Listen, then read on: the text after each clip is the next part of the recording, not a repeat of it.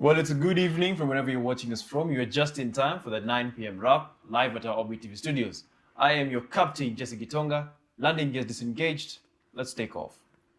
You can join in the live coverage through our social media platforms at Orbit TV Kenya, hashtag the 9 p.m. wrap, or you can reach out to me on my social media platforms at the Jesse Tosh. The government has disbursed 32 million shillings to compensate 32 victims of human-wildlife conflict in Siaya and Kisumu counties.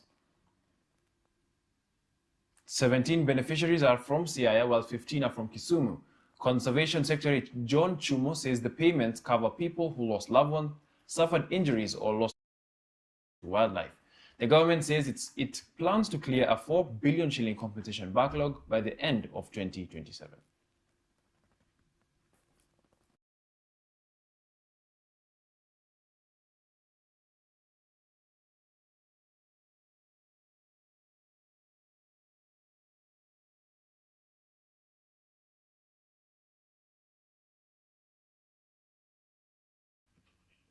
ODM and UDA leaders have stepped up campaigns in Migori in support of President William Ruto's 2027 re-election bid.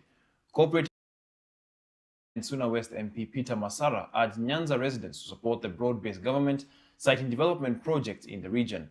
The leaders said ODM-UDA partnership had benefited Nyanza through roads, bridges, housing, and other projects. Majority Whip Silvana Sosoro also dismissed calls for Ruto to serve only one term, saying the president would be supported for a second term.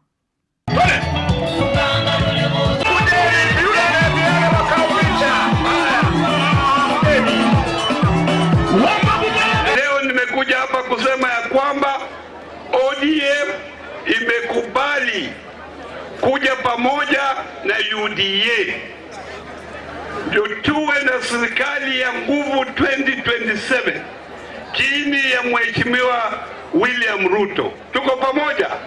Kwa hivyo nikisimama mbele yenu mimi niko tuta na nyinyi basi. Tumeenda maandamano miaka yetu yote na tulikuwa tupati maendeleo.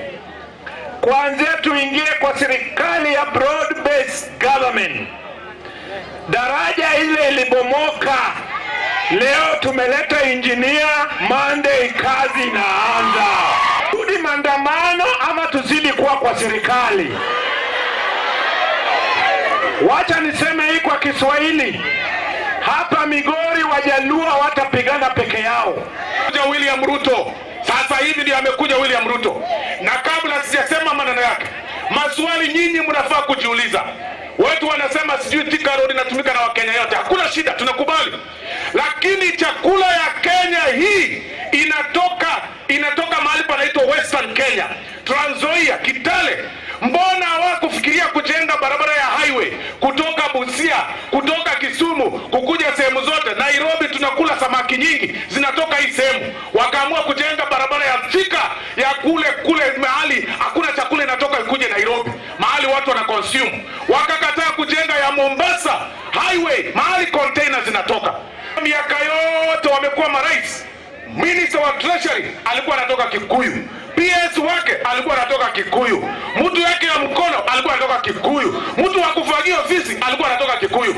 Siku moja tu Nyanza tumepata CS wa Treasury. Mnaanza kulialia hapa kutuambia wanta. Kweneni huko bwana.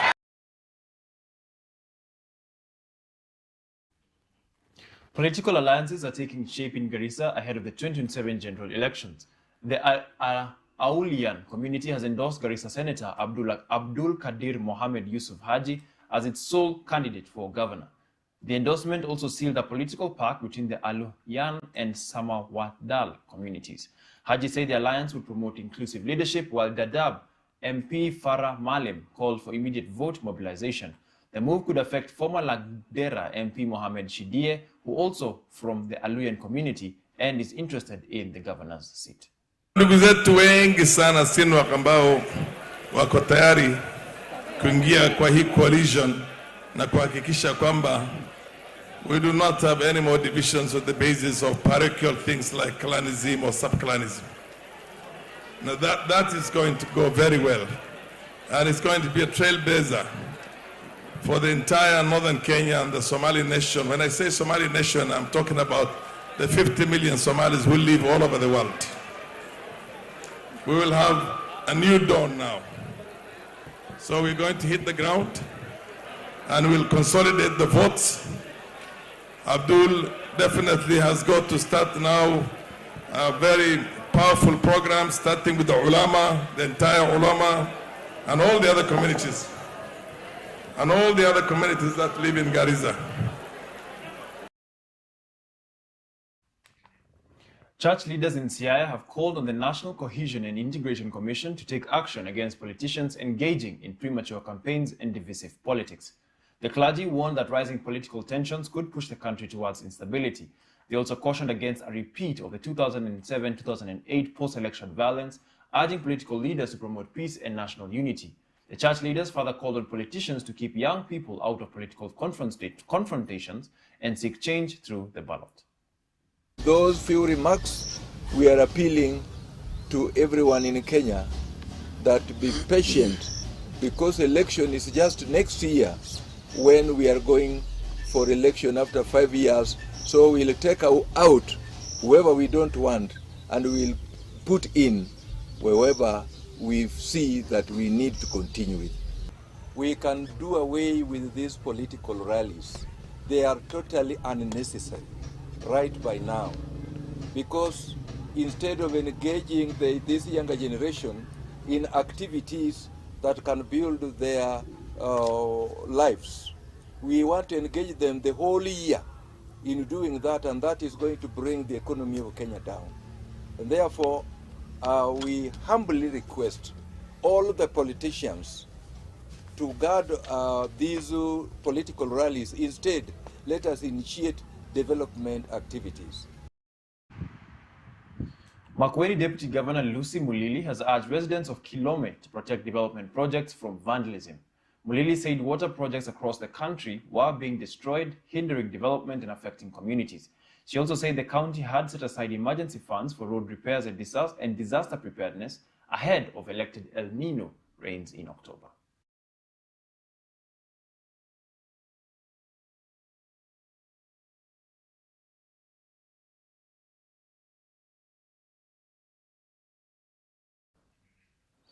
A Kericho-based tea company has awarded 28 university-bound students scholarships worth 22 million shillings. Brown's Plantations Kenya, through the Browns and Finlays Community Trust, will provide full tuition, support and laptops to the beneficiaries.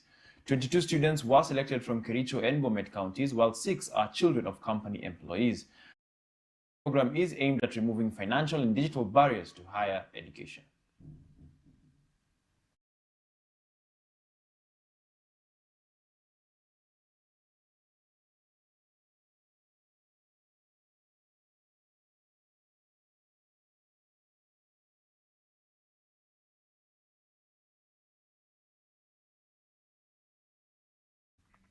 Well, that story gives me time to take a short break, but don't go far. We'll be back with more.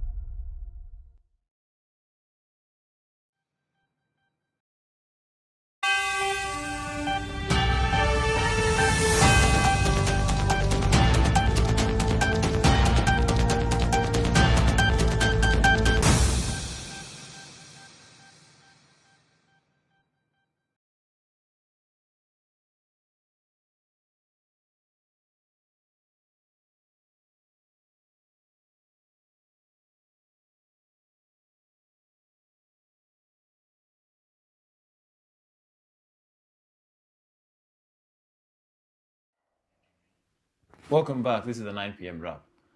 Makueni County has signed an agreement with Anyway Solid and Environmental Solutions to improve road planning and maintenance using data and technology. The partnership will use satellite imagery, mapping, and weather data to identify roads that require urgent repair or upgrading.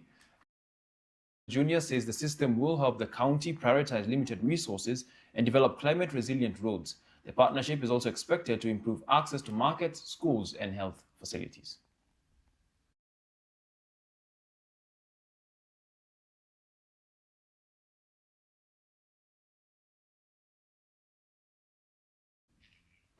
Vihiga Governor Wilbur Otichilo has praised the partnership between the county government and Jiphiego for improving maternal, newborn, and child health services. Otichilo has strengthened health workers through training and provided medical equipment to county facilities. The governor also received additional equipment from Jiphiego President Alcion Bear. He said the county looks forward to deepening the partnership to further reduce maternal and child mortality.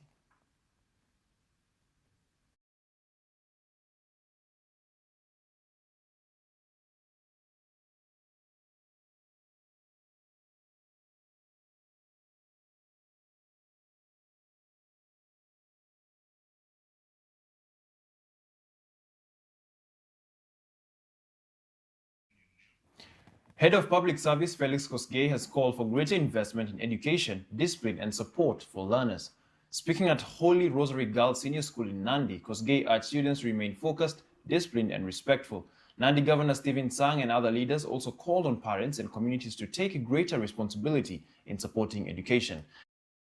Education and discipline are key to preparing young people for future leadership and employment.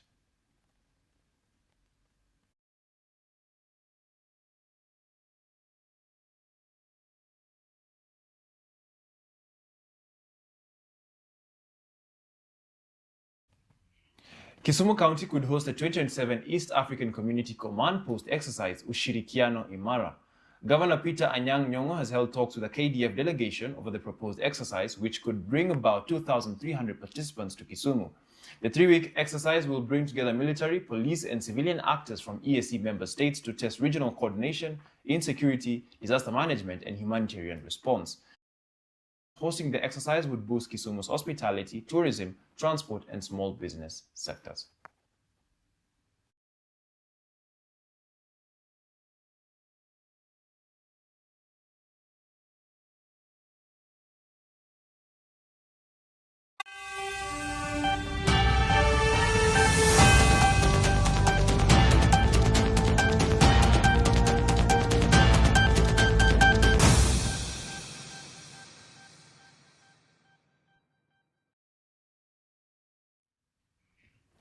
Time now for some sports. Aston Villa have made a disastrous start to their 2026-27 Premier League campaign, losing 4-0 to Brighton at the Amex Stadium.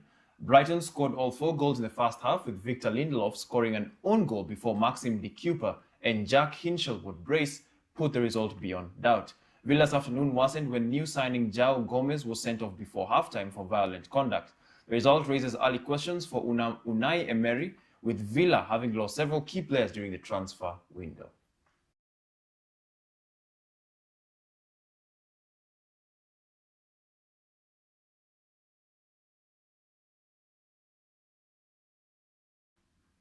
Manchester City have begun the Premier League season with a 2-1 victory comeback over Bournemouth at the Etihad Stadium. Bournemouth took the lead through Marcus Tavernier in the 26th minute after defensive error. City struggled of the match, but Marc Guéhi equalized in the 84th minute before Josko Gvardiol scored the winner in stoppage time. The win gives new City manager Enzo Maresca a winning Premier League debut, although the performance also exposed some early defensive and tactical problems.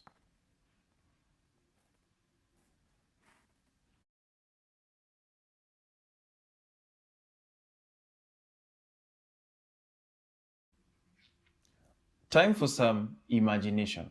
A Chinese humanoid robot ran 100 meters in, get this, 9.39 seconds in a preliminary heat at the World Humanoid Robot Games in Beijing on Saturday, faster than the men's world record held by Jamaican sprinting great Usain Bolt. Tiangong Ultra, developed by the Beijing Humanoid Robot Innovation Center, won its heat at the opening of the game's second edition, organizers said. The robot overtook smartphone maker Honors Lightning near the finish after falling behind early in the race. Lightning finished in the 9.4 seconds, also faster than the 9.58 second record Bolt set at the 2009 World Athletics Championships in Berlin.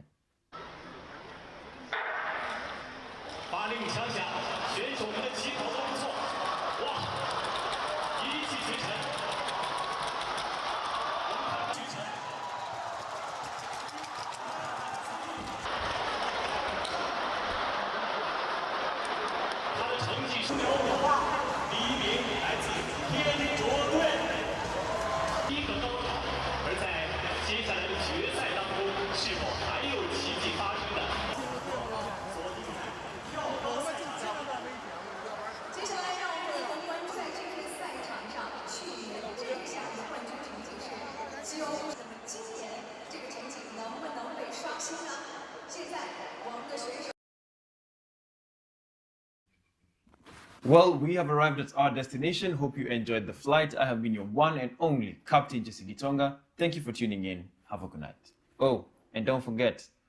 And now,